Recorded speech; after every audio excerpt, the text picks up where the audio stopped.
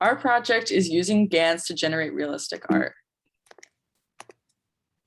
Our question that we're tackling is, can a computer create abstract art to rival that of artists like Jackson Pollock or Mark Rothko? In order to do that, we built a GAN model that generates abstract art to test the machine's ability to emulate the creativity of real artists. The data set we used for training is WikiArt abstract image data set.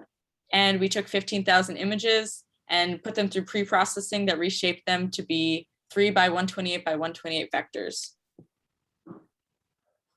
For the architecture of our model, we first used a generator, which had a deconvolutional architecture, taking in a random noise vector and outputting 3 by 128 by 128 images.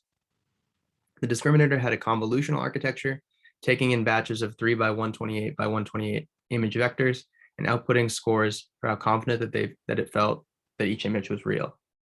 Finally, we had the adversarial network that paired the generator and the discriminator against each other via their loss values to output more realistic abstract art images.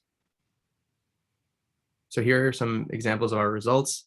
As you can see, it doesn't exactly look like abstract art, but we were able to avoid mode collapse and produce some images that looked somewhat similar to abstract art. So wrapping up, our current outputs don't closely resemble abstract art, but we're pleased to find that the images were gradually becoming more realistic as we trained our model. One approach we used to avoid mode collapse was to use Wasserstein loss. And due to time constraints, we were only able to train our GAN for about 200 epochs, but we think that our model would perform better if we were given more time to train it.